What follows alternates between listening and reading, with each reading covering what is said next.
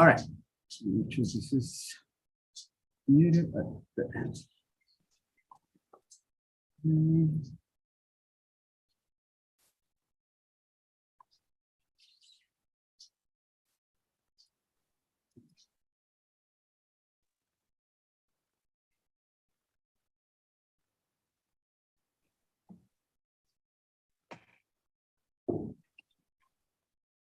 All right, let me know if you're able to see the presentation.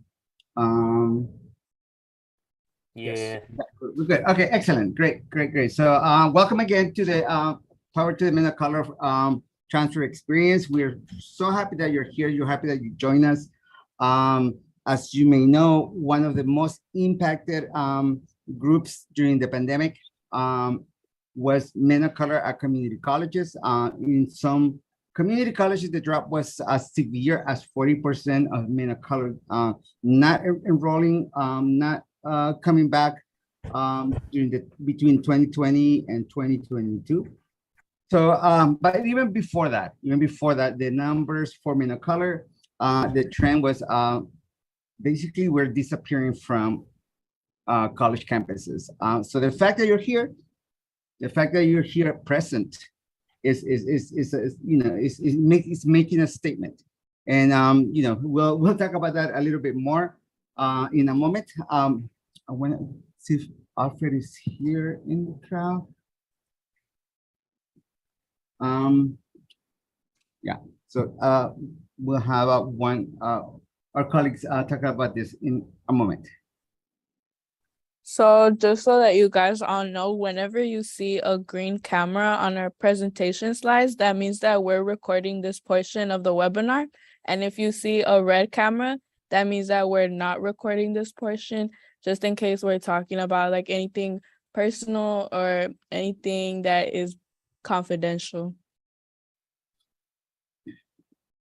Thank you, Vanessa. All right, next.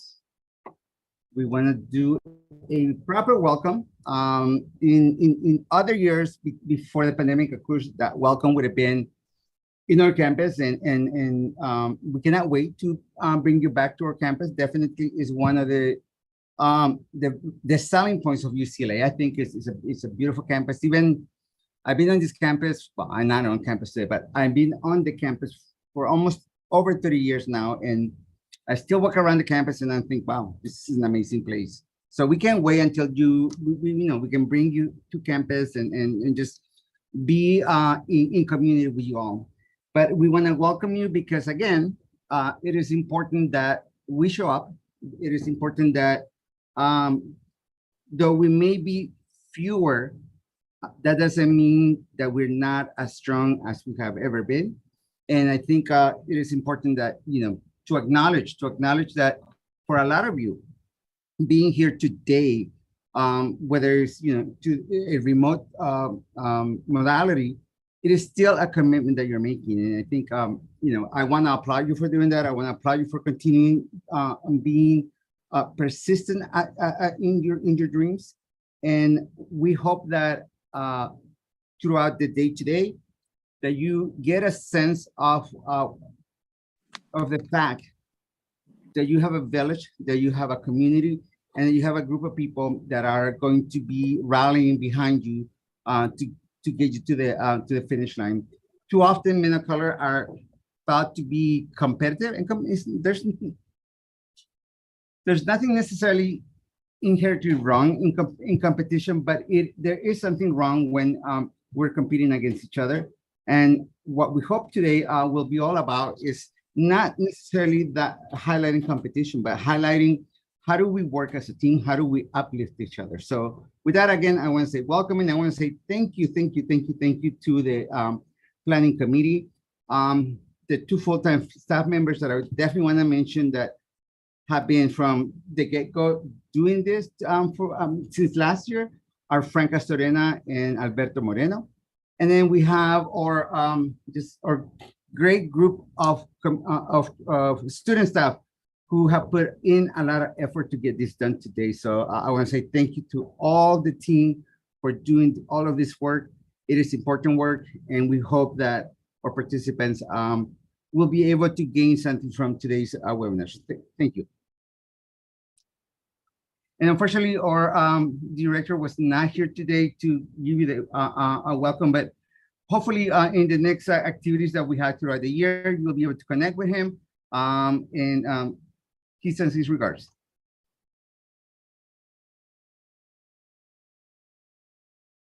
And I believe this is Frank. Yes, so here we have a slides of our full-time staff. So I'm going to introduce myself, and then I'm going to look to see who's in the room, which other full-time staff is in the room. So my name is Frank Castorena Jr. I am a program coordinator here at the Center for Community College Partnerships, and I oversee the partnerships between Los Angeles Trade Tech and Los Angeles Mission College. And I'm also the coordinator who oversees our foster youth scholars in our program. A little bit about me: I am a proud first-gen transfer student, transferred from the best community college in Los Angeles, which is East Los Angeles College. Let's go Huskies. Transferred to UCLA, double majored in sociology and Chicano studies. After graduating from UCLA, I applied to the other school and received my master's in social work. I'm gonna see, is there any other full-time staff in attendance? I know Ariel was here, but she might have left. Any full-time staff currently in the Zoom room? I think I saw Nancy here. Oh, Nancy, can you introduce yourself? Let's see. Hi, yes, I'm here. Hold on. Okay. Hi, everyone. My name is Nancy. I'm the administrative assistant. I'm also a transfer student. I transferred from ELAC to UCLA in 2018. I was also a peer, a mentee at my community college, and also a peer advisor. And right now I'm in graduate school, and I'm really happy to be here. If you have any questions, please let us know. You can always call the office. I'm in the office Monday through Friday, typically from 9 to 5. So, thank you, Tristan. Thank you, Nancy. No worries. Are there any other full-time staff in the room? If not, then I can just acknowledge them.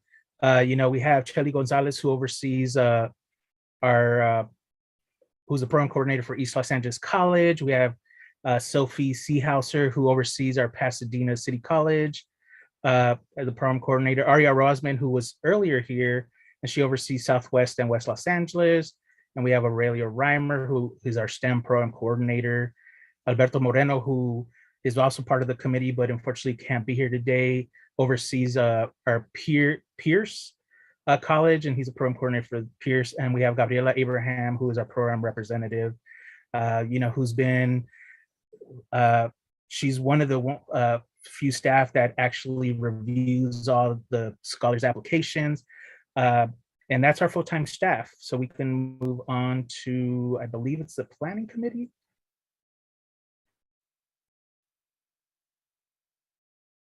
Yes, it is. And Miguel? Hi everyone, my name is Miguel Beltran. Now I'm gonna introduce the MCC Planning Committee. So whoever didn't get the chance to introduce themselves, please do so.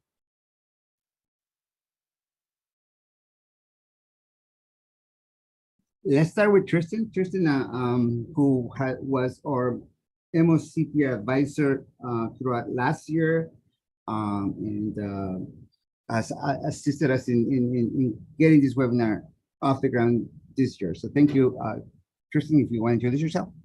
Yeah. Hi guys. My name is Tristan Fowler. I transferred from PCC to UCLA, double majoring in history and African American studies. I'm a peer advisor here at CCCP, specifically in the men of color, not genre, but division. So if you guys need any help, support with transferring, talking about CC to Cal State, UC, whatever, we're a layer of support. So for sure, you can lean on us.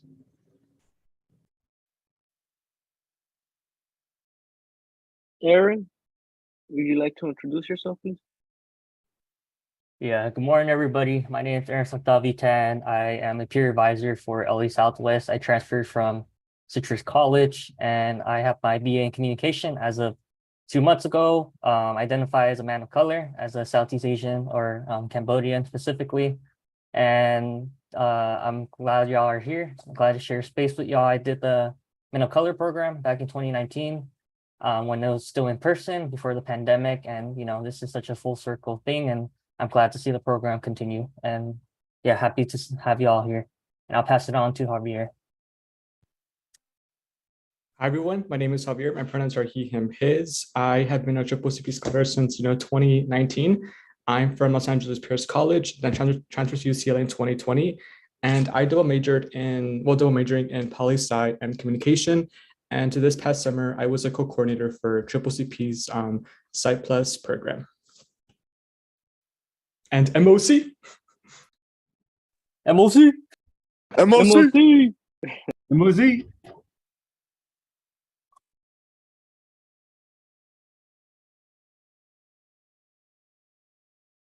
Andrew?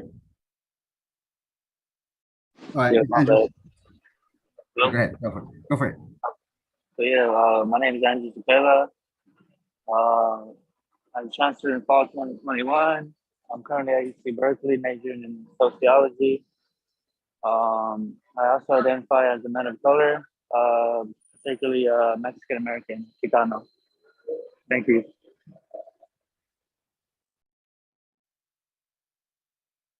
What's up, everyone? My name is Miguel Beltran.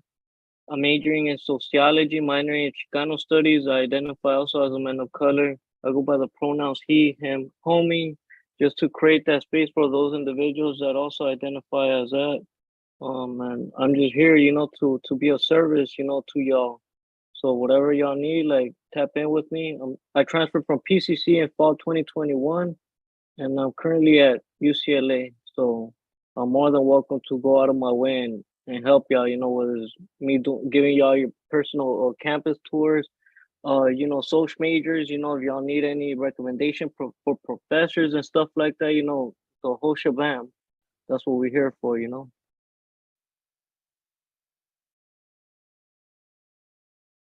And unfortunately, Bodo had to leave a little earlier, but I believe Vanessa is here still. Vanessa?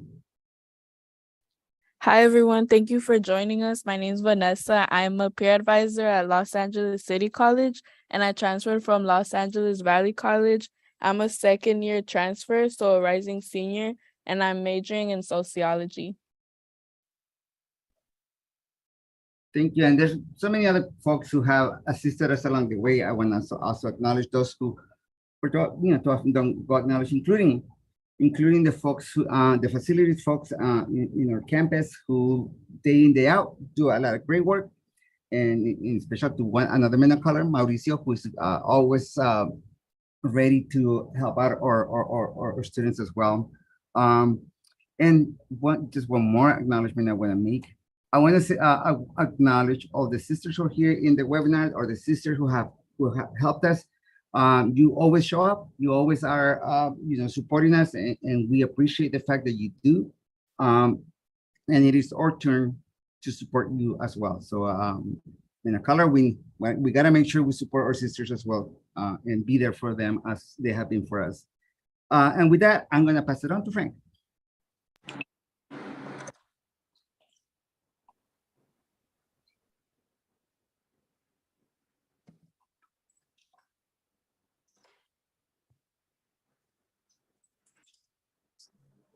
Yeah, but before we do the land acknowledgement, I know Alfred's in the room. Alfred, would you like to introduce yourself?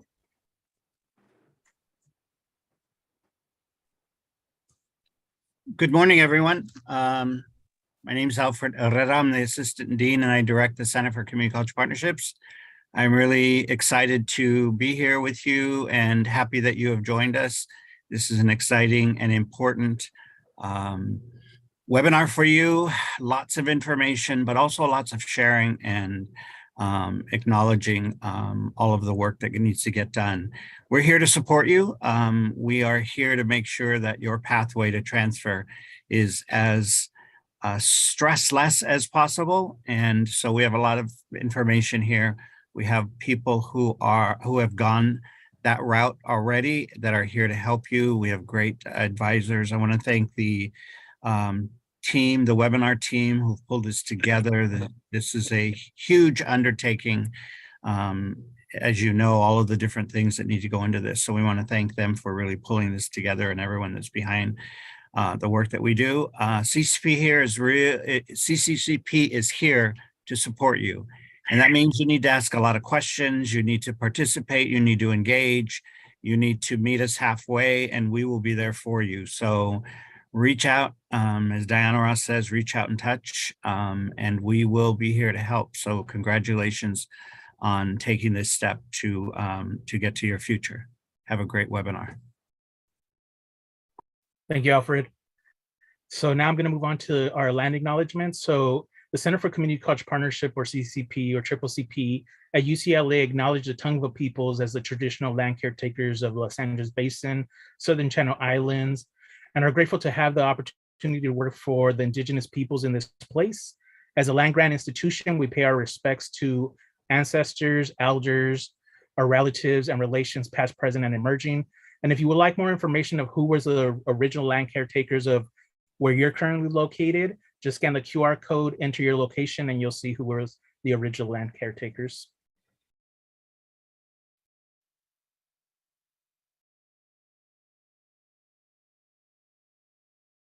So this is our Stop Aap I Hate statement. CCCP condemns hateful acts of violence, harassment, and rhetoric targeting Asian Americans, Pacific Islanders, and Desi Americans. At the beginning of the COVID-19 pandemic, there has been an alarming increase in the discrimination and violence perpetrated on the APIDA community. These acts of violence are nothing new. We are disturbed by these xenophobic, racially motivated attacks. CCCP stands in solidarity with all of our students, colleagues, and community partners who experience marginalization and threat.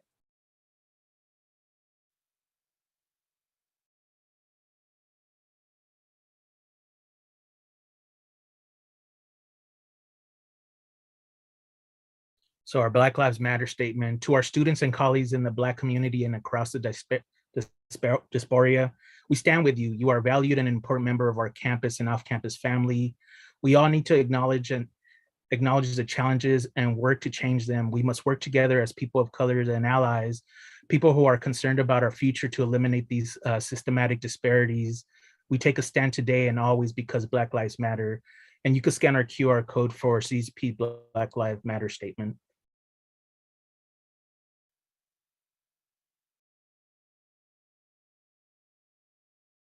I will be reading the QT BIPOC statement. So the Center for Community College Partnerships at UCLA celebrates diversity and the intersectional identities that shape who we are, including our sexual/gender identities.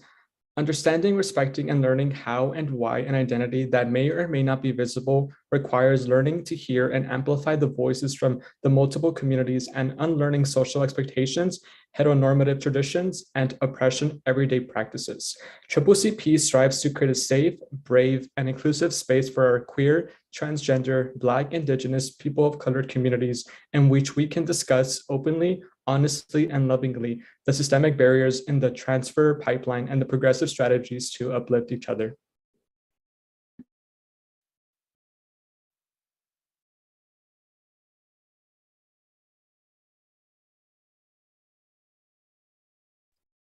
Next, I'm going to read and acknowledge three-part theory of community college stigma. So step 1, acknowledge that the stigma against community colleges is real. Step 2, we want to acknowledge that the stigma is not founded in reality.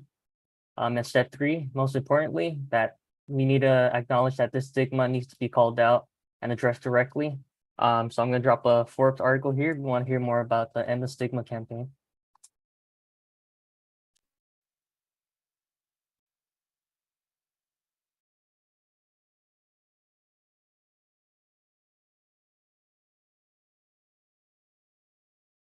I will be discussing the critical race theory, a framework that we use here at CCCP. So intercentrality of race and racism and other subordinations, challenge dominant ideology in higher education, experimental knowledge is valued, interdisciplinary and intersectional approach, and commitment to social justice. So these are the key components of critical race theory. And here we have like a famous quote by our Dr. Kimberly Crenshaw. So critical race theory in education accounts for the role of race and racism in US education and works toward the elimination of racism, eliminating other forms of subordination such as gender, class, and sexual orientation. A CRT in education working definition by Dr. Daniel Solozaro, UCLA professor. Oh my God, sorry, I got the quote, wrong person. Yeah.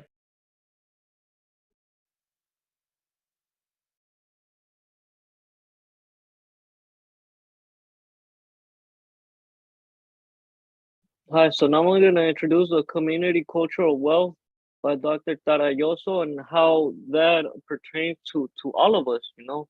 So for example, oftentimes when we come from these, you know, marginalized communities, you know, oftentimes we don't have a lot of the societal expectations. For example, let's say the material possessions, right? That the larger part of society always values, right? And coming from these environments, you know, I felt, you know, small, you know, I felt powerless, you know, because I didn't have the material possessions, right? But when I came to education and I was introduced to these communal cultural wealth, such as linguistic, aspirational, familial, social, and the rest of them, I realized that now coming from these environments, you know, from the hood, there's a lot of value in the hood, you know, there's a lot of gold, you know, in it, you know, you possess already these type of values, you know. So for example, some of the linguistic capital that y'all have is you're able to what we call code switch, right? Like I'll give you an example, you know, the way I speak to my professors isn't the same way I'm gonna speak with my parents, you know. The same way I speak with my parents ain't gonna be the same way I'm gonna speak with my homies, you know. So this is how we can navigate into these spaces, you know. Aspirational, you know, is, you know, sometimes when I'm going through my own struggles in school, you know, it's like I gotta find some type of aspiration, you know, my whys, right? Who I'm doing it for. You know, most of these individuals that come from a more affluent background, they're doing it for themselves, you know, but you know, that could only go so far, you know, because I know if I was just doing it solely for myself, right? Like my candle would have been burnt out a long time ago, you know. So some of the ways that I do it, you know, is again, you know, I'm not self-made, you know, I'm community made, you know, and I say that with a lot of pride, you know. Familial capital, right? Even though we're all going through our own individual journey right here, right? You still have your family back home, you still have your family here, you know. So some of the stuff that, you know, we could carry with us in these spaces is dichos, you know, consejos, right? The advices, you know, that we're receiving from our family, right? Right now, right? We're all a family, we're all moving together, right? Social capital, you know, it's we already come from a social background where we're all together, you know, so we gotta incorporate that, you know. It's like somebody once told me, you know, never look down on someone unless you're gonna lift them up, you know. Navigational capital, right? It's if we're able to navigate ourselves from the backgrounds that we come from, you know, for most time it's a very violent background, right? We could use those survival instincts, right, and to navigate into these spaces, right? Like if, for example, me, if I'm able to navigate in the streets, right, ask for directions, right, to get to somewhere, that build, coming from those environments, that already build a natural like bravery, you know, for me to not be shy, you know. So when I come into these spaces where, you know, oftentimes we get criticized, right, oftentimes we get shut down or we feel embarrassed. Nah, like we gotta navigate, you know, we gotta be the one at the forefront, you know. So if I'm able to navigate myself in these spaces, somebody behind me is gonna feel comfortable. Resistance, you know, capital, or I do say that our existence is our resistance, you know. So we gotta be able to stand in our position, you know, whatever position we're at, whether you're coming into these spaces, right, not knowing anything. But it doesn't matter if you don't know anything, you know, you gotta tap into the knowledge that you already have, you know, and you gotta be resistant, you know, against any oppressors, right? Like, and sometimes that could be your own your own mind playing tricks on you, you know. Cultural capital, right? We come from a very, very wealthy culture, right? Everybody has a culture, you know, so you gotta tap into that, you know. And I'm gonna turn on the video real quick, y'all can see me, but I bring, my culture with me. I carry my culture with me everywhere I go. Loudly and proudly. But I'm also respectful. The culture around me as well. And that's the thing. Coming from those backgrounds, it also taught me a lot about respect. And you cannot have love for the culture if you're not a native to that culture. So this is what keeps me pushing every day. Hustlenomics, baby. I think I successfully have mastered the art of not taking out any student loans and applying for them scholarships. I've known how to harness that, right? How to gather from different sources. But that's the hustler in me. I've been institutionalized. On how to hustle, but now I gotta take those attributes that I learned from there and transfer them into a positive and healthy way where, I'm building hustlers around me, and we're finessing, it's like when people ask me, what's your major? I'm like, damn, my major is finessing the system, baby. That's hustlenomics, and the transfer abilities, right? Is we transfer these skills, these transferable skills into these spaces that weren't meant for us, and we take a space to create space, and I'm a proud transfer baby, and that's an identity that is I don't take lightly. I use it, to my advantage so that other transfer students can feel comfortable in that, and we're just here, to keep pushing forward, and I really do thank Dr. Tarayoso for introducing this communal cultural wealth, because I may not have $1 million, what I'm saying, physically, right? But I have $1 million worth of, cultural wealth capital, that I'm able to harness inside of myself, and that's what we all have, tap into yourself, but yeah.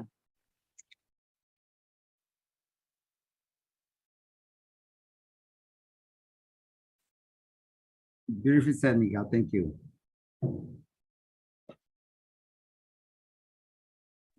Dang, I don't even know how to follow up after that, but but shout out to the committee for doing all the acknowledgements and introducing our frameworks to y'all. So we have a robust agenda today. We're gonna start off strong with a keynote from a very special guest, and then following that keynote, we'll have a short Q&A for y'all to ask questions to him. And then following that, we'll be doing an activity, the man box activity, and we'll get more into that later. So then that will end our first session. We'll go on the 30-minute meal break for y'all to go get lunch and relax for a little. And then we're gonna come back and we're gonna have our first panel on the challenges MLC have faced in higher education, especially since the pandemic. And then following that, we'll be having another special guest help us with healing and finding practices to take care of our mental health as men of color. And then following that, we'll be having an amazing student panel with MLC students and alum from all generations and from all different universities and backgrounds. And then lastly, we'll finish with a raffle and some closing remarks and a call for action as well.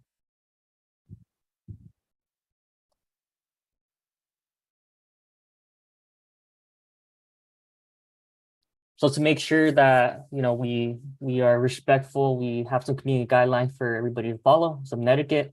We want to make sure we respect the cyber community. So we ask y'all to please keep your microphone muted. For the best experience, like on the panels and stuff, click on speaker view so you could have all the speakers and the best view possible. If you have any questions throughout the presentation, we encourage you to use the chat feature to ask them, especially during the Q&As and panel sessions. And then we also want to practice stepping in, stepping back, one diva, one mic. If one person's speaking, we want to make sure our attention is on that one person. And then also we want to make sure we're challenging ideas, not the messenger. This is an educational space. We want to be critical, but we also want to be, aware and mindful. And again, we encourage y'all to not be afraid to ask questions.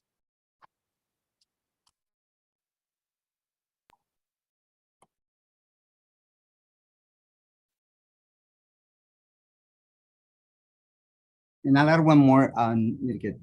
It's okay to be emotional in these spaces. The academic system tells us not to be, but not being emotional means not being human. So with that, I'm gonna pass it on to Tristan. All right, everybody. So I have Dr. Desai here. He's a Pasadena City College counselor slash professor.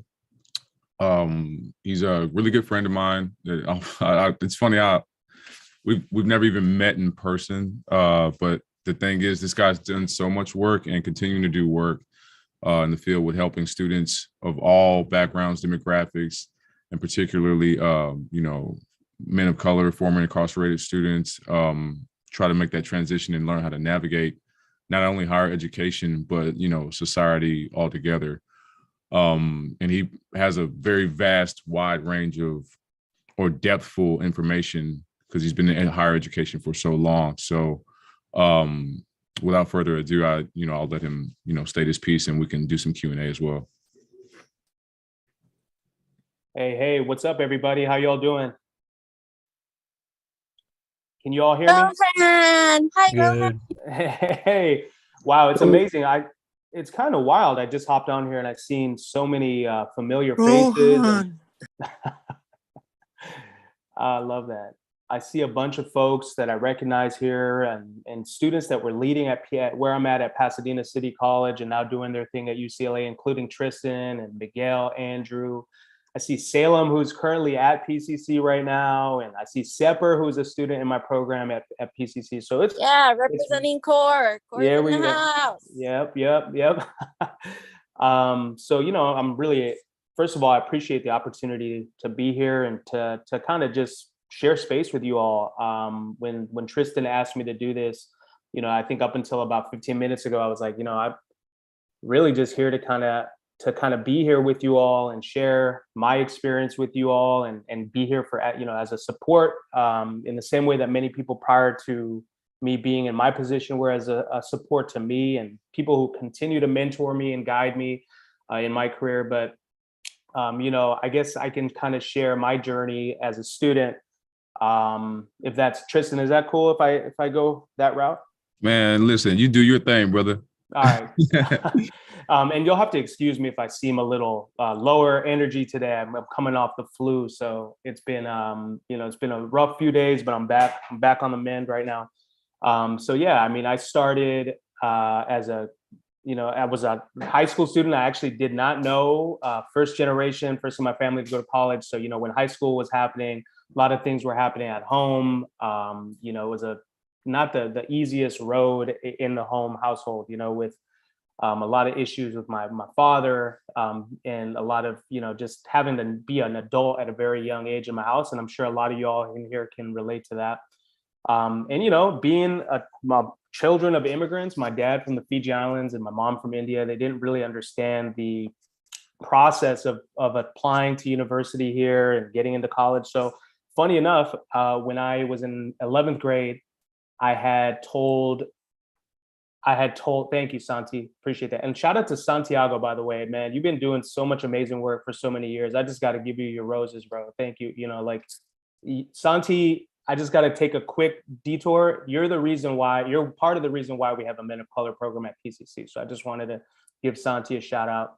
But just to go back to where I was at. So my parents didn't really know about college. And I told my mom, not knowing the process of going to college, I was like, I'm going to UCLA.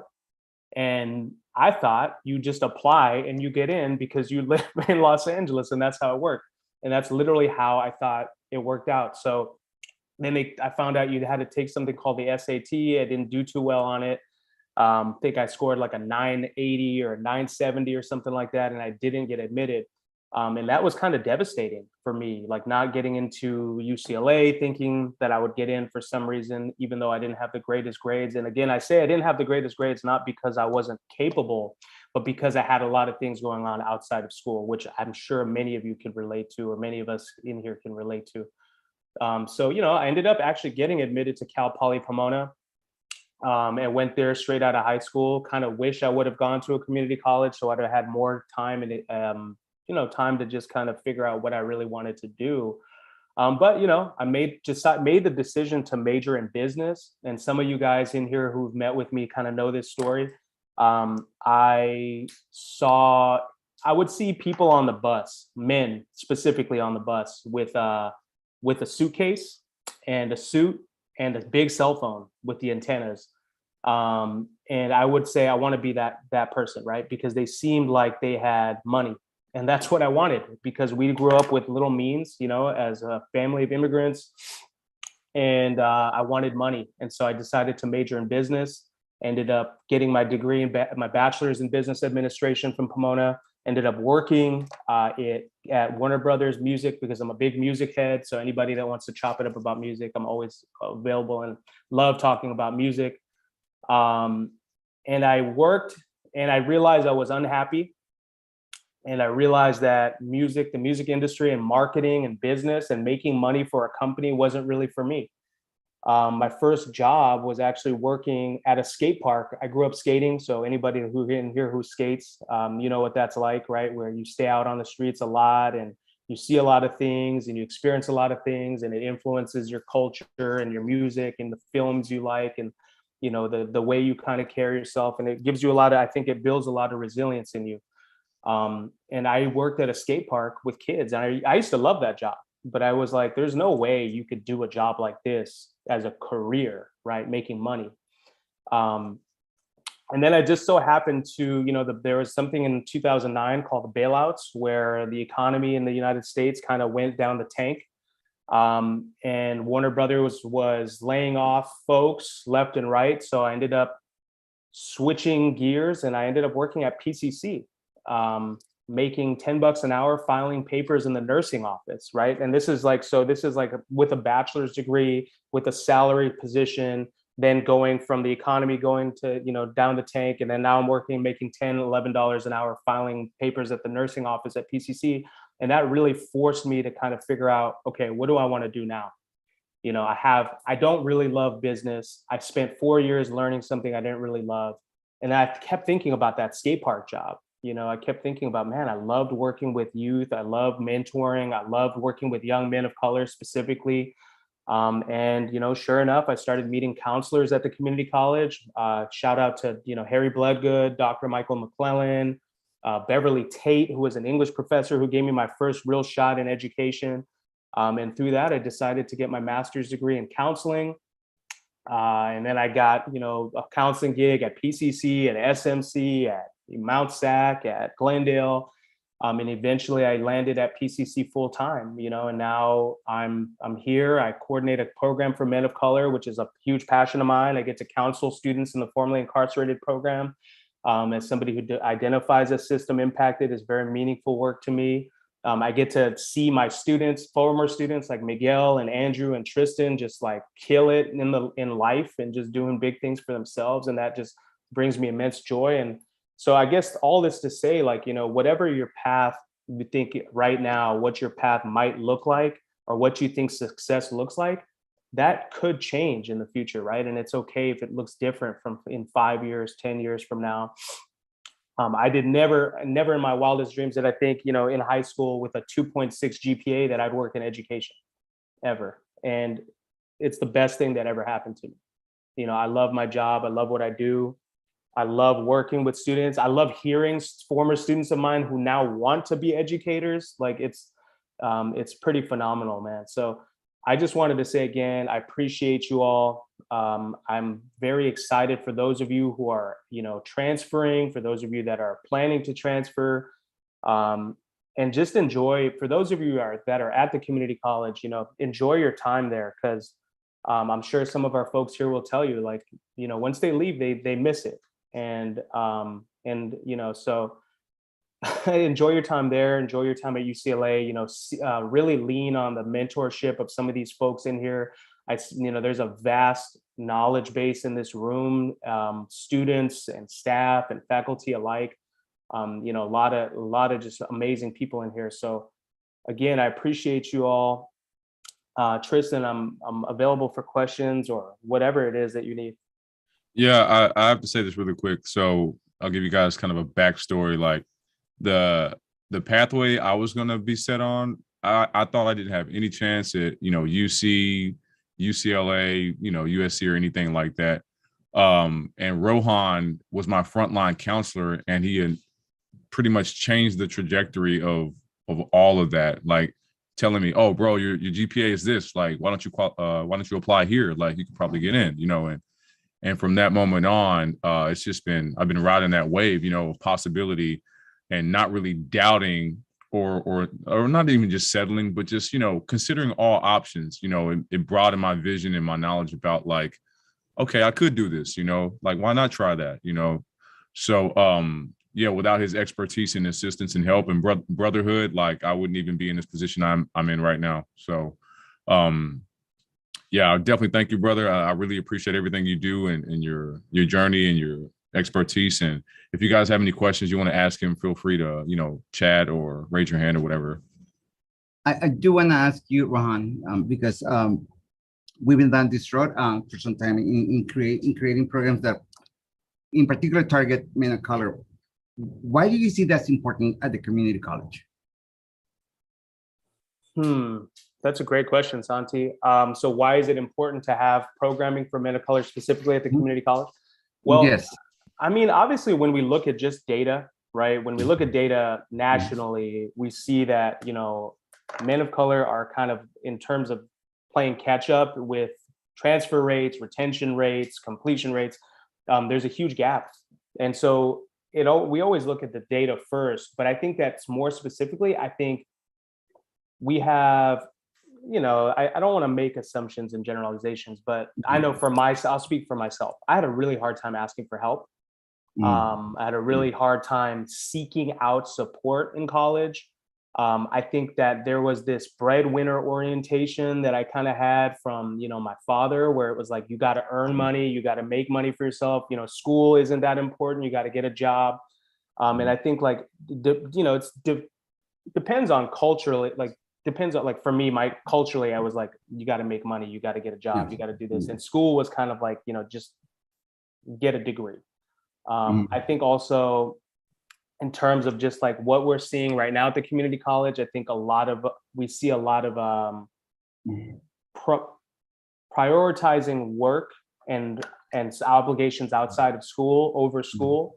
And even just kind of like this mentality of I gotta get somewhere fast, right? I gotta make my investment worth it quickly versus, you know, school is going to take me 4 years, 5 years, 6 years, 7 years, depending on what your degree is in. I think a lot of times like that thought of I got to be in school for 7, 8, 9 years to make this amount of money, you know, versus I could get a job and try to move my way up quickly. Or even just my cousin, my dad, my brother did this kind of work.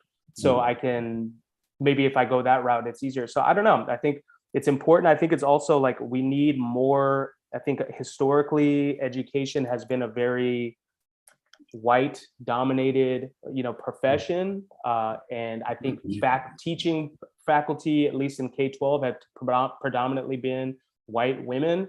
And I think it's really important to have somebody in the classroom and somebody in the campus community who we can look at and be like, oh, shoot, like that person did it. And that person looks like me, or that person talks like me. I think Miguel was talking about code switching and how, you know, like you hear somebody talking like the way you talk to your homies, it makes a big difference, right? So, you know, I think there's a lot of reasons why we need support. I mean, that was just a small bit, but I'm sure there's a million that I didn't touch on. No, most definitely. I think you touch upon the important ones. Definitely, I think that breadwinning mentality, that social expectation, cultural expectation that is placed upon us. You know, even if we are not the head of household, somehow we feel responsible to be, you know, to be definitely a provider, right? So now, having these programs in at the community colleges, and then having people who are much more, how do I say this, less formal, I guess this might be the word, I'm not quite sure, but you seem to have a very different way of approaching the work that I see other folks do, which I appreciate, because I think is the way that we're able to connect with, you know, with the, you know, with people like us. While in other ways, you know, it just sometimes feels there's no connection. So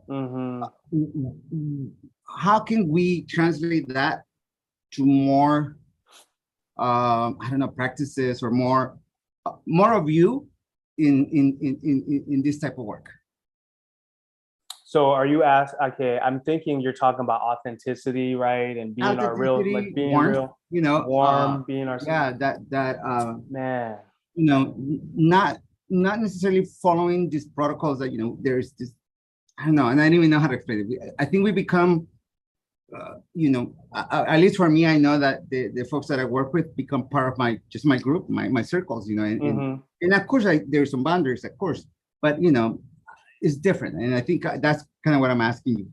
How can we create spaces like that more so that the folks that we're working with feel that whether it's Pasadena City College, whether it's UCLA, whether it's Harvard, right? They feel like there's a space that speaks to them. You know what I mean? So, yeah, I mean, look, I'm going to keep it real with you. I never had a space like that in education ever. And it wasn't until, I don't know if you remember, Santi, we had those meetings. It was like a bunch of, I had pulled up a bunch of folks, men of color on campus, and you were in those meetings. And I was like, wow, I actually feel safe here. Like, I actually feel safe. So we have to create those spaces ourselves, right? No one's going to do it for us. The institutions aren't going to do it for us.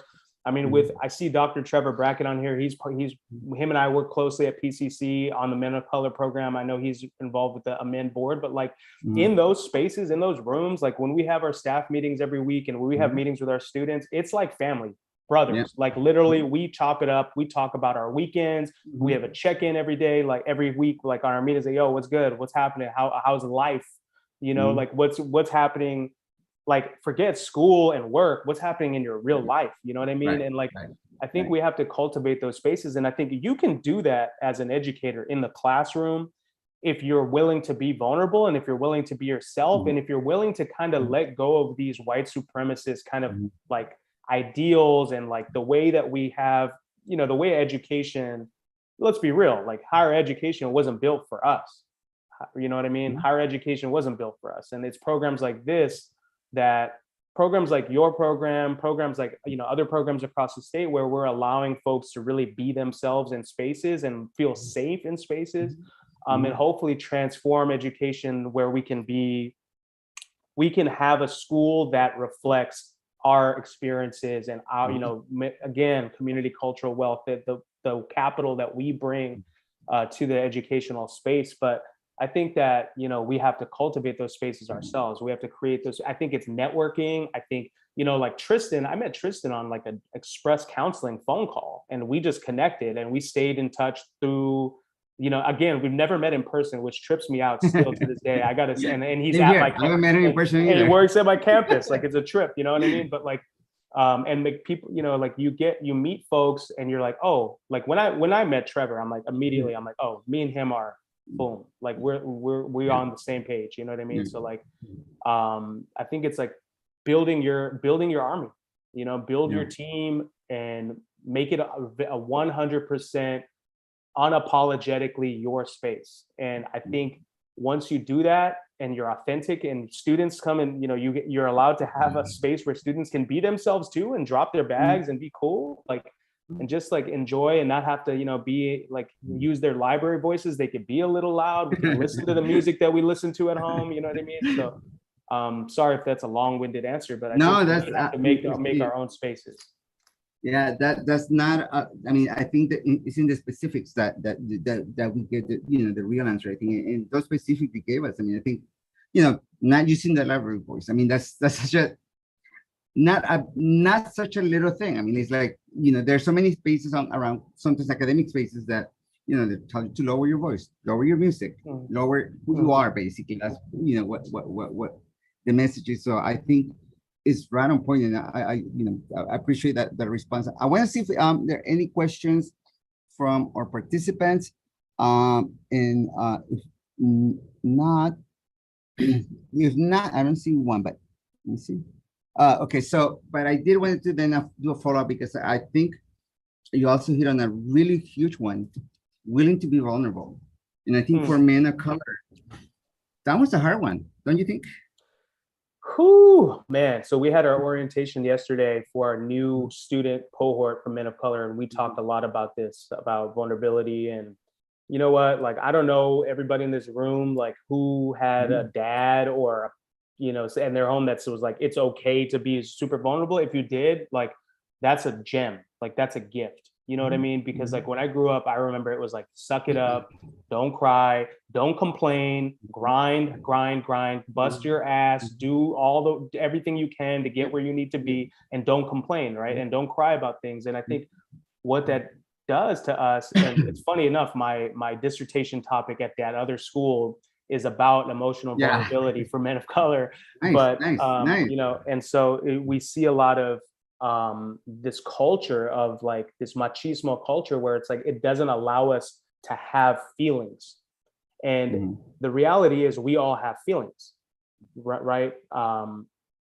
And we need a space to process those feelings. And I think when you bottle all that stuff up, and when you're told don't have feelings about something and just keep grinding, eventually that stuff, you know, I've used the analogy of a trash can. When you keep stuffing a trash can with trash, eventually it overflows and gets everywhere. So if you don't have a place to vent and let out some of your stuff that you need to talk about, it's going to spill over in other aspects of your life in ways that might not be healthy, right? And so, but yeah, I think emotional vulnerability or just vulnerability in general is like such an important thing. And I see it more with new generations of students where they're far more comfortable at, you know, and being like, you know what, I got some stuff I want to talk about. And look, I'm going to say one thing here, because my training is as a therapist. Everybody who has an opportunity, finally, you know, if you have insurance or you have somewhere like UCLA students, you know, our community college students, you all have access to therapy. Go get therapy. There's no, like, literally, it's a place where you get to talk to a third-party person about all your stuff. It's the best thing I've ever done for myself. I started when I was like 27, 28 years old, and I've been going nonstop since then. And it's like my place. It's like my 1 hour a week where I can just kind of be like, oh, these are the things that are, you know, I need to work on for myself, right? It's like your own little playground for your emotions and your experiences. So, and let's keep it real, like men of color, I think disproportionately suffer from trauma more than other groups, right? And so those are things that we need to address, right? And we have to not be ashamed of talking about those things. I mean, yes, it's just so much, and there's so much to like unpack that, but I know we don't have enough time to do that, but just a couple of things. I mean, I think, yes, therapy, I think, you know, I did not discover, I mean, I thought I had my friends and my friends were my therapists, and I realized how unfair that was to myself and to my friends. And then I just, you know, I went to a therapist and didn't like it. And I thought all therapists are the same, which is a big, huge mistake. You gotta shop around a therapist that's going to be the one that, you know, that's gonna both support you and challenge you at the same time, right? It's like dating. Yeah, oh my God, like dating. It is. And dating can be really horrible sometimes. So no, most definitely. And I think, you know, there was one other thing that you said that just like was just, well, I lost, but let me see. There was a question about starting programs at community college for men of color. I think that's definitely, it's a question in a lot of campuses, community colleges and universities, including UCLA. We don't really have an established men of color program. I don't believe at any of the 9 campuses, which is amazing to me that hasn't happened yet. But any thoughts on that? Starting men of color program at a community college. Yeah, so I think you start with data. You present, you got to show you know, institutions love to see data, right? And when you can show that there's a significant gap in your, let's say for us, it was, you know, African-American, Latino, Southeast Asian, Pacific Islander, Native males are graduating at disproportionate rates compared to their counterparts, then one, you have some evidence and a rationale for having a program. You also have to find sources of funding, right? Which is the toughest part, I think. But that's where you have to leverage your social capital on your campus, and you need to find the people who are willing to fund you. If you can't find people who are willing to fund you, there are grants that you can go out for and apply for, you know, of 10,000 here, 20,000 here. And, you know, to get it up and running, I mean, you don't necessarily need a huge budget to start off. I think as long as you can even start off with a student organization, right? And leverage that student organization into a program. I mean, there's a lot of different ways you could do it, but, you know, for us, it was really a lot of people getting together in a room, and you were one of them, Santi, getting together in a room and be like, okay, look, we have this issue. Like there's this isn't right. What's happening? You know what I mean? Like these, we cannot be okay with these graduation rates or these transfer rates or whatever. And then networking, you know, I think again, building your army and then seeking out who are the people that I can secure funding from, what are the grants that I can secure, what are the university, you know, there's the California Community College Foundation that gives out money and grants for folks who are trying to do innovative work. So there's a lot of different ways to do it, but I think it starts with creating no one can do it by themselves. You know, I didn't do it by myself. I had, 5, 6, 7, 8 different folks on my side to help me through the process, right? I mean, we went out and got a grant from the CUNY, City University in New York. That's how we got it. Yeah. That's pretty much it. And I mean, it does, it does take army, like you said. I think, and if any of you are at a community college where there are no support or spaces from a color, most definitely, I think taking that agency and yourself definitely is a way. But also, I also will. So definitely that's a great way. But also make sure that your administration is accountable, and not accountable like you have to call them out, but accountable in the fact that you as a student are not responsible to create the services for yourself. It is the institutions that need to create the spaces, and that's why I'm so amazed at all the work that Pasadena City College has done because of that commitment that folks that work at PCC just you do more than what's required. And there's Rohans everywhere. You just got to seek them out. Just got to make sure you seek them out and ensure that that we are appreciative. I'm appreciative of your work. I want to say thank you for being with us today. Thank you for being in community. Thank you for just your story. I mean, there's so much there that I wanted to unpack. I kind of want to just interview you and just maybe do something like that because there was so much to unpack there too that I think would be beneficial for other ones to hear for sure. So I look forward to continue working with you, and thank you, Tristan. Tristan, I think we have an idea for a podcast already with Tristan, so I think we want to follow up with you on that one too. Okay. All right. Yeah, for sure. So I'm gonna pass it on. Who am I passing it on to? I think I'm passing it on to Frank.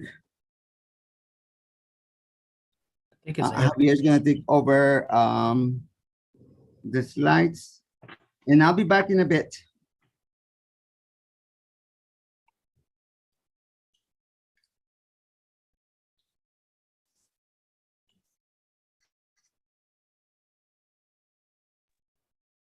So we also have one more speaker, Frank, or did you want to go straight into the man box?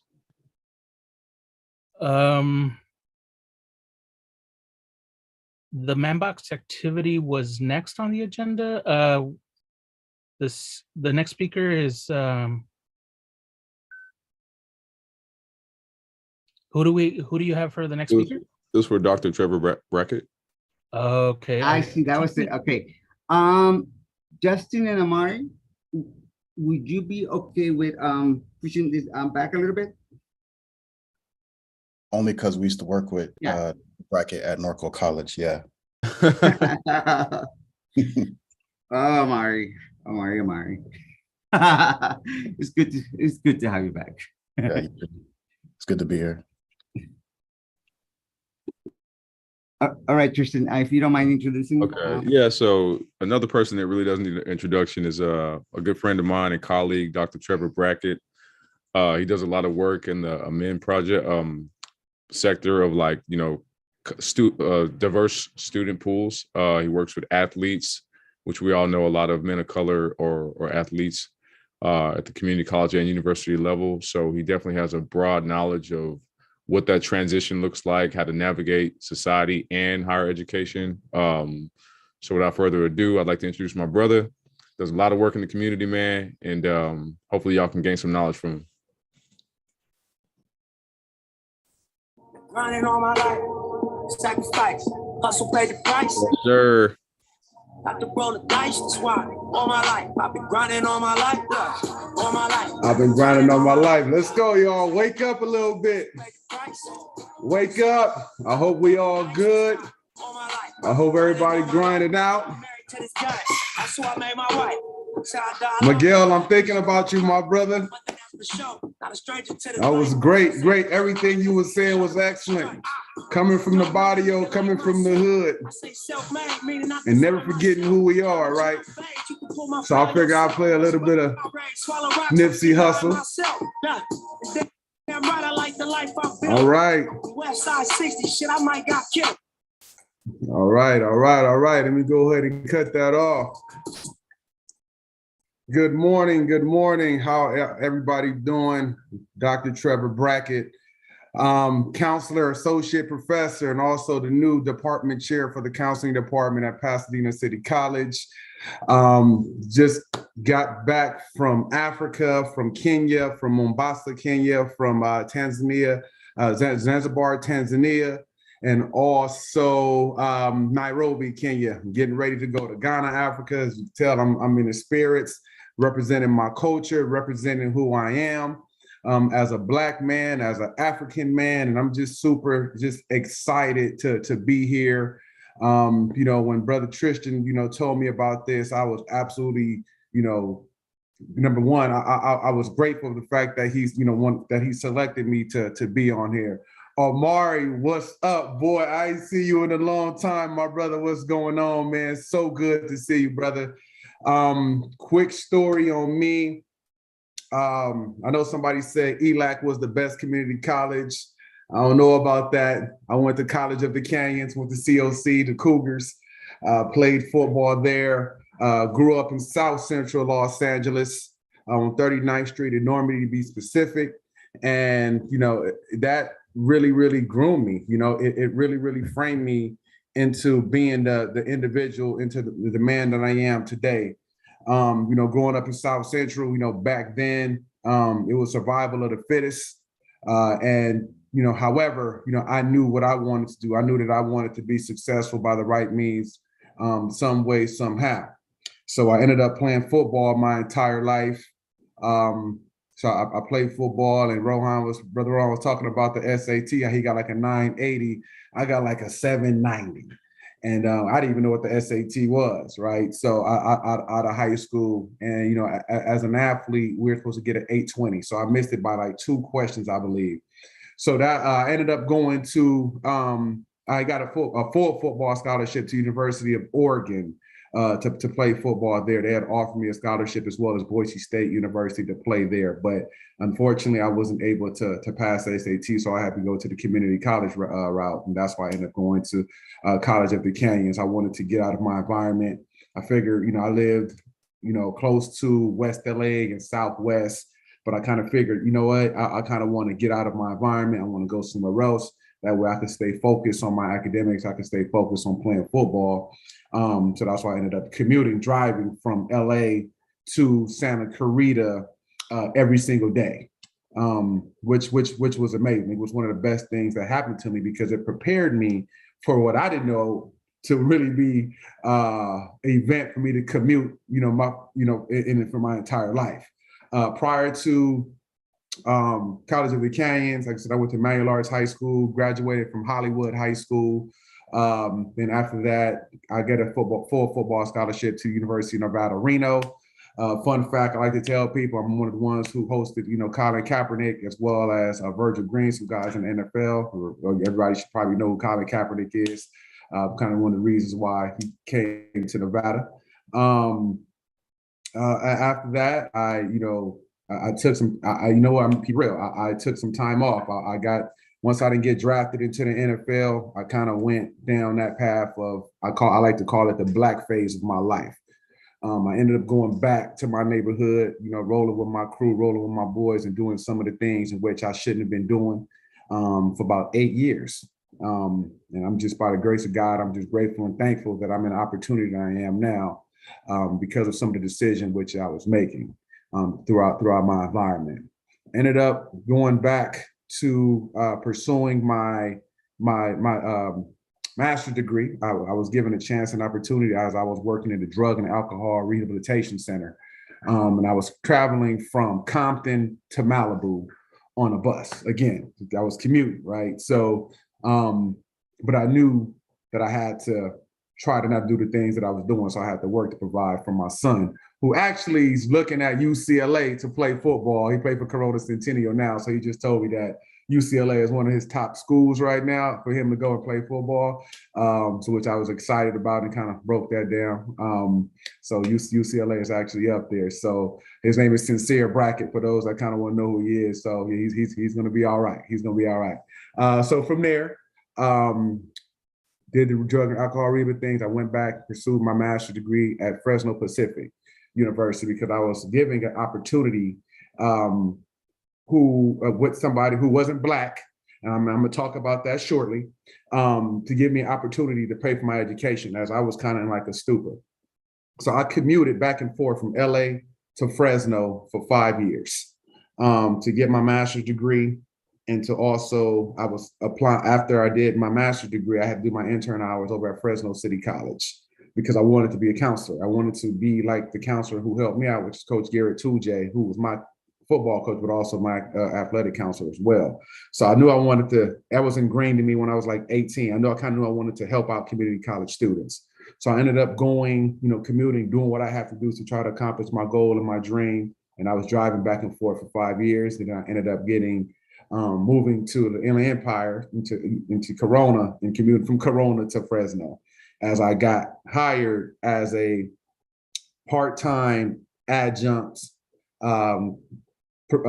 counselor professor for Fresno City because I was turning in all my applications in the LA area and nobody would hire me, like nobody.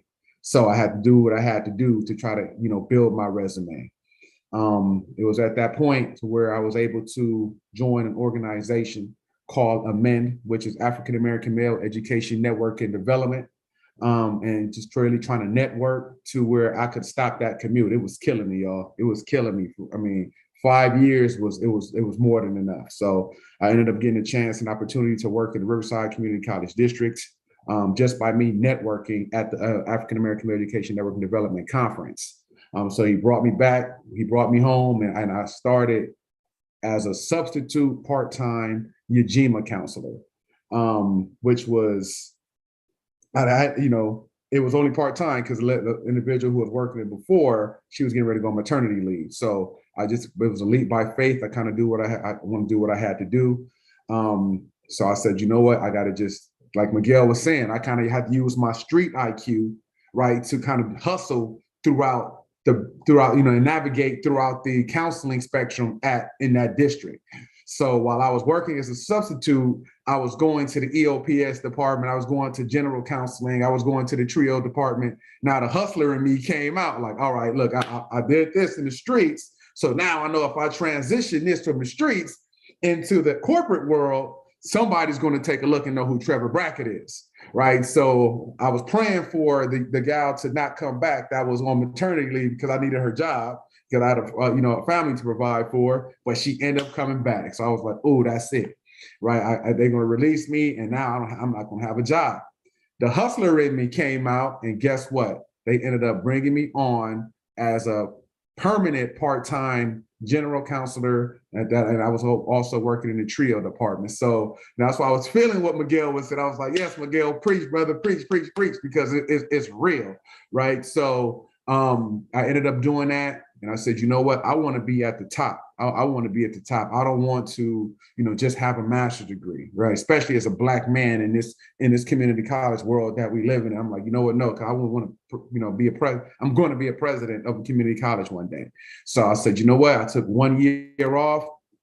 I went right to San Diego State to pursue my doctorate with Dr. Frank Harris and Luke Woods. You guys may know them, may have heard them speak.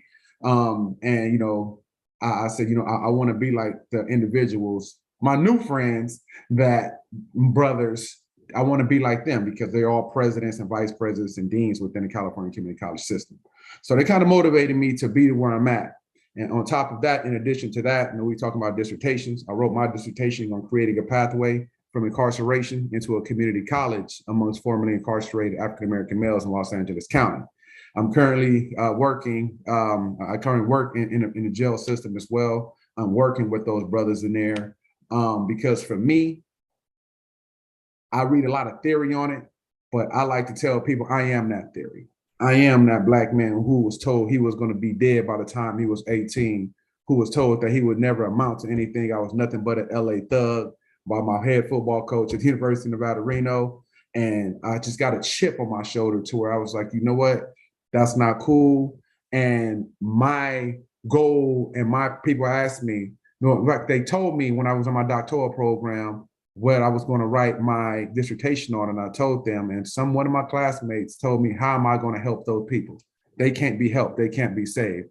And I told them, you're absolutely wrong, number one, because all my big homies always told me, Trev, once you have book smarts and street smarts, you're going to be unstoppable. And that's the same analogy that I tell a lot of students that I deal with, especially that's incarcerated to where they become formally incarcerated. When you got the book smarts and the street smarts, man, can't nobody stop you. You're going to be able to do everything that you want to do. So my answer to that person was, how I'm going to help that population is I'm going to inspire hope. I'm going to inspire hope with them. I'm not going to give up on them because of a sole mistake that person may have did, right? I want to be that individual to where they look at it and they can see that you could be a Black man and a brown man of color, and given a chance and an opportunity, once you take advantage of it, success is right there for you, right? And one of the individuals who helped me is Dr. Mark Sanchez. He's a president over at Southwestern College right now.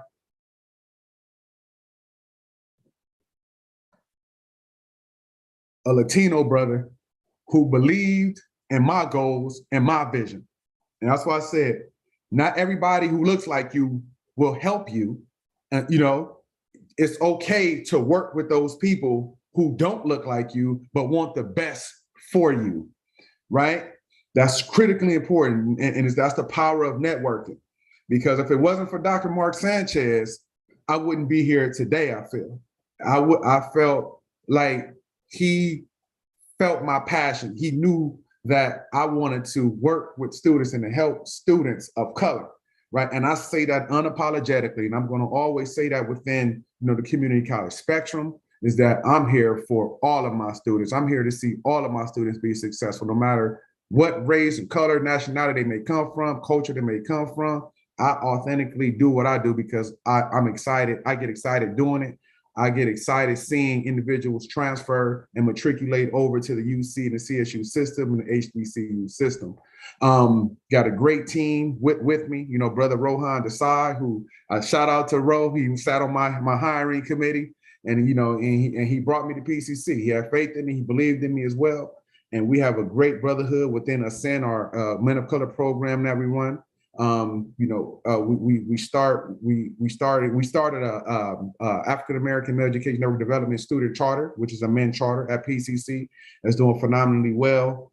Yeah, man, and that's kind of what I do, and I think it's critically important for all of you to really take advantage of the support services that's given to you at your campuses, and meet and network and intern with different individuals to kind of just put yourself out there. So I know we for the sake of time, I could go on and on, but please, I know some of you all say, "Hi, could you start a Man of Color program?" I think it's important to have advocates on your campus as well who believe in the cause.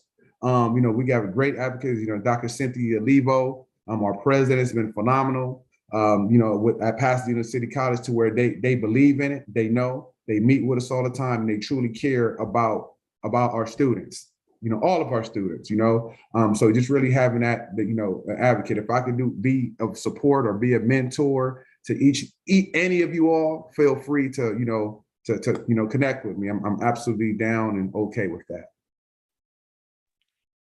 Hey, brother, thank you for that whole spiel, man. That was very powerful. A lot of inspiration too. And I see, and Amari, thank you for letting us pivot too, man. I appreciate that as well. But I see how our students really lean on Dr. Brackett in the office every day, and when his presence isn't there, like, you can definitely tell the difference. Like, the students are really affected by it, because they lean on him for a lot of information. But yeah, I really appreciate you being here, brother, and the knowledge. If there's any questions y'all may have, you can put it in the chat or maybe raise your hand. But yeah, that was really inspiring, brother. I appreciate you, Tristan, and thank you for the work that you're doing, my brother. I'm trying, man. For attending this session. This is powerful. I love it. I'm trying. President Brackett, I'm trying. Any questions? Good.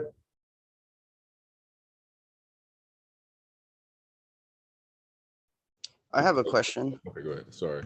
Yes. Wait, did someone have a question before me? No, go ahead, brother. Thank you. I'm having trouble trying to articulate the question though. And it's this, so it seems like you essentially didn't give up on your background and you actually went back to try to inspire hope. This is to Dr. Trevor Brackett. And my question is, it seems like you got a sense of fulfillment from that, but do you sometimes feel like there could have been other avenues as far as like maybe looking outside of that background, like maybe whether it's other regions, countries, like setting up pathways for people to have opportunities elsewhere as well? I'll because I like that this panel like uses research. I say that because when I was looking at research on cultural capital, one of the things that I noticed is not only are the numbers down for men of color in colleges, but it's significantly down in like study abroad or programs like that, which statistically have shown to benefit white people in increasing their graduation rates. And as we look at programs for men of color who study abroad, it can increase their graduation rate by upwards of 39%. So as much as I highly respect people who go back to their background and give hope and whatnot, that's kind of, I hope I'm articulating like where I want to go in the direction of this question, because sometimes I feel like, yes, going back and helping is great. It really is. There's a lot of data to indicate though that there's a lot of opportunity in whether it's studying abroad or just going abroad, visiting abroad, and getting in touch with one's like cultural roots and whatnot. Yeah, I know it's kind of wordy, but I hope like you were able to understand what I was trying to say. Oh, absolutely. And I can speak directly to that because, like I said, we just got back from Nairobi, Kenya, which is in Africa, and Mombasa. But within that trip, we actually took student mentees. I think we actually got a student that just committed to UCLA. Then we have two that's going to Cal, that's going to Berkeley as well. That was on that trip. Which was phenomenal. And Eric's, and you're absolutely, was it Nicholas? Was it Nicholas? Oh, it's Nelson. Nelson. Okay, there it is, Nelson. Okay. Yeah, Nelson. So you're absolutely right. And so one of the things that we also did within AMEN, within our nonprofit organization, is we teamed up with University of Cape Coast of Ghana. So we're going to be heading there in September, actually in 3 weeks. We're taking some students there as well with us. But that's one of the things that we definitely talked about, is to have more students study abroad within Africa, right? Because you're absolutely right. The data says that. And we felt that it'd be a great experience to have, students from the States go out there for maybe a month or so, or a semester maybe, and to really, catch upon the culture of the African culture, whether you African American or not. just to open up your eyes and to see how other cultures do it would definitely, I feel, will increase your educational wherewithal to be candid with you. I think that's a great thing. Studying abroad is absolutely awesome. So I always recommend students to, look at the study abroad program on their campuses to see exactly where that program may be going for that year, and apply and always encourage them to apply to it. Again, we see them in Spain, we see them, in Europe. So one of the things, like I said, we're trying to do is to really start that program within the Africa spectrum. Thank you so much. You're welcome. I have a question. Yes. Okay. So, Dr. Brackett, for men of color who identify as formerly incarcerated or system impacted, who are transitioning from a community college level to a UC or Cal State, what advice do you have for them when they begin to experience imposter syndrome? Great question. The advice that I like to tell them is just, continue to be you. Don't lose out on your rationale as to why you attended college in the first place. And to know that you got a family, half the time, a lot of these brothers that I deal with, they got families that they trying to, provide for. And don't let, that imposter syndrome or the microaggressions or, being racially profiled detour you away from accomplishing your ultimate goal of obtaining that bachelor's degree and or vocational certificate in which that they may try to pursue.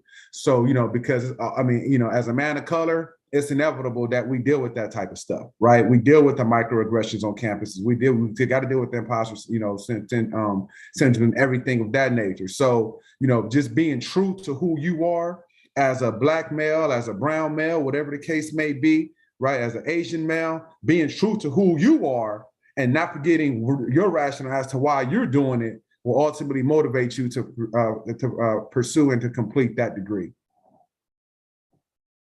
Wow, thank you so much. I appreciate it. Yes, sir. Brother, are there any more questions from anyone, or I know time is of the essence? Oh, I do have a quick question. Okay. For Dr. Brackett. So when it comes to getting your PhD, what would you recommend should motivate you? Should it be just a higher position in a company, or should it come from a sense of fulfillment that you need to have a passion in it? Otherwise, getting your PhD is going to be a painful process. That's a great question, man. Whew.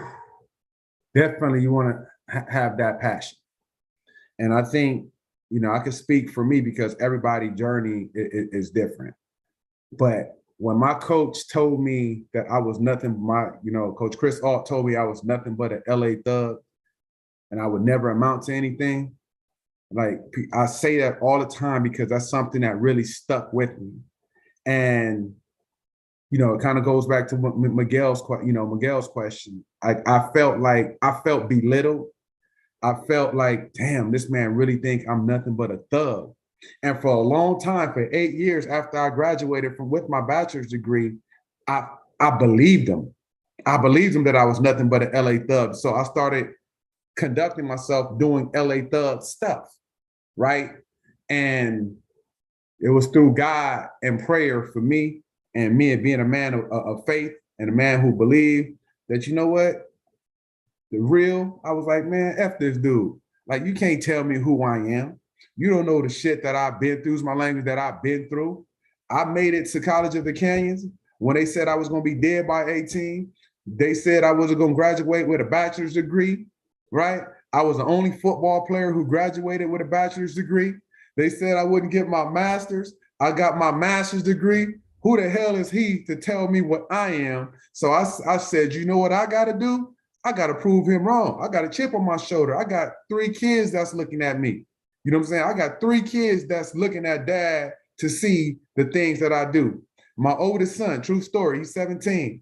He seen me bagging up weed when I was serving, doing all that. But he also seen me studying in them books, going to school, getting that education because of the transformation of that I had to do within myself to be a better me, to provide for him. So what I did was I used that as my motivation to get my doctorate every day.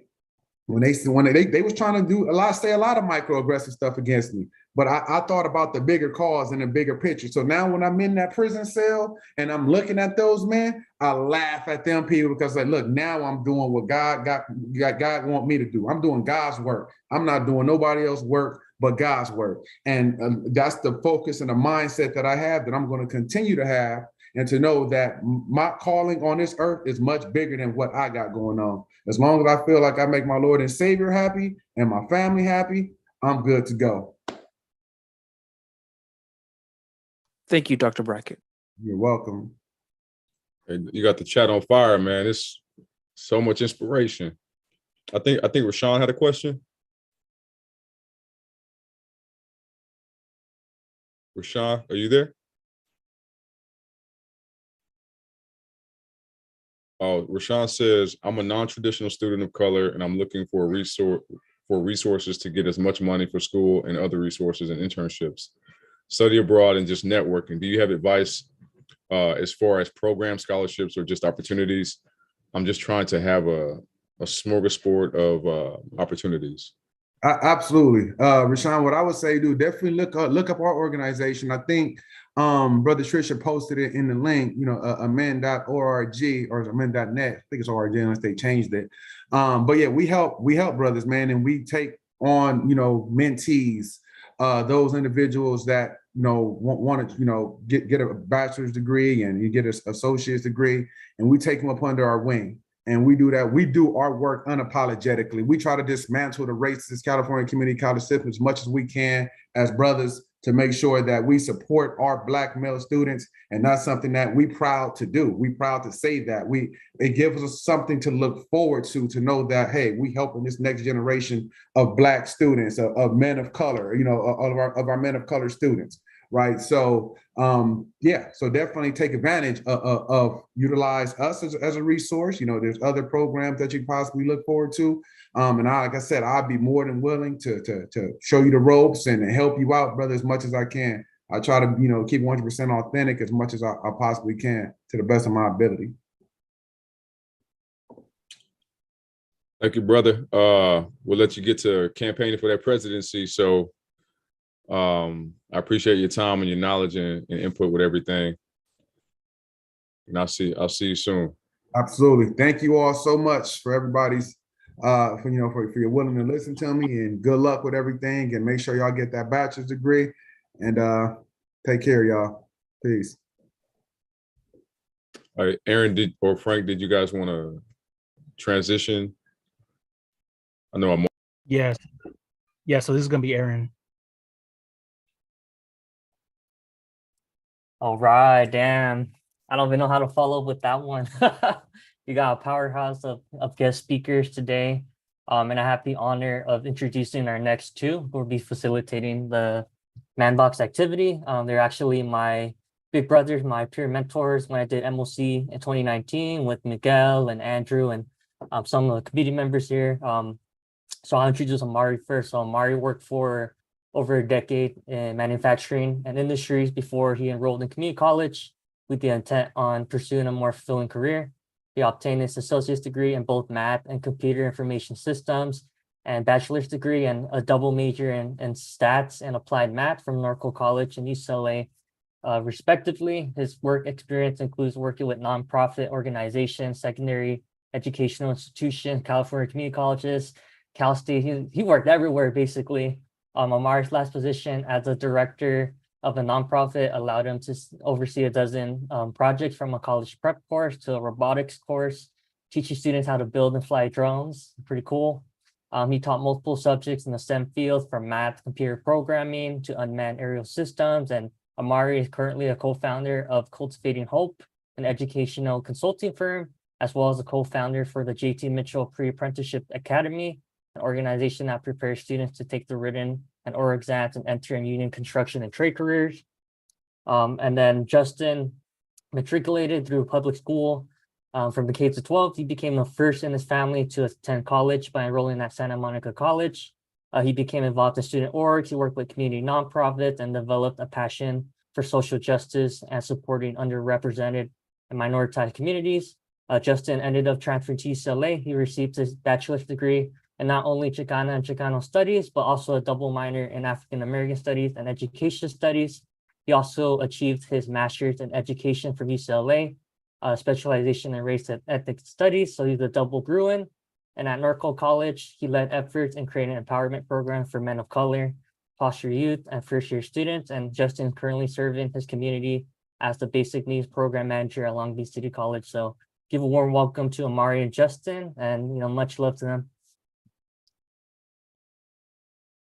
Jay, you want to go first? For sure. So good to be here with you all, back in the house over at CCCP. This is definitely family. I also went through the CCCP program, right? That wasn't mentioned, but it was definitely the site program that helped me transfer, that helped really set me up for my success, not only in my education, but also just in my career and in my own personal life, right? In terms of understanding who I am and who I wanted to be. So props to every single one of y'all for being in here. It's great to see such a big room of over 50 people. Amari and I had helped get this Men of Color site going a few years ago, and it's just continuing to grow. And we have generations of scholars and mentors, right? I see Aaron and Miguel and so many other folks that just stay connected and committed. And also, right, want to shout out to Brother Brackett. Great to follow you and present, man. So really happy to be here with you all. Happy to have this very important conversation about manhood and masculinity. And yeah, much love. Looking forward to a good conversation.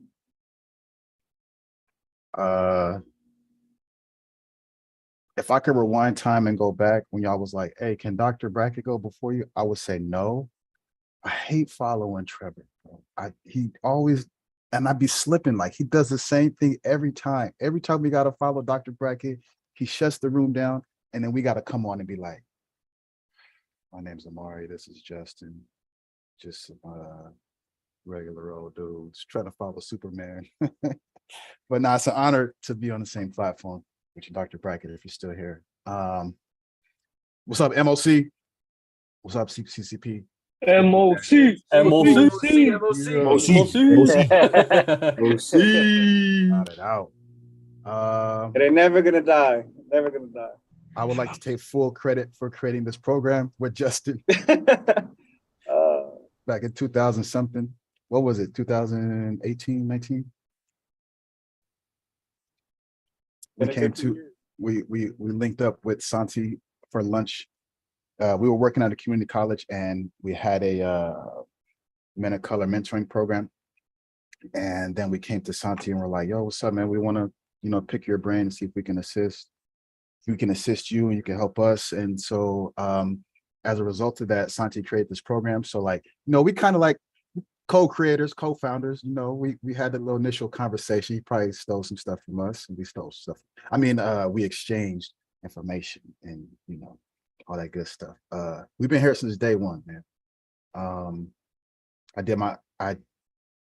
did over the course of 16 years, the shout out to my non-traditional students. Over a course of 16 years, I was in community college for about 9 of them. And then I transferred from Norco College to UCLA in 2010 with Justin. We did TSP together. Those of you, it's a summer program that helps bridge community college to the UC system.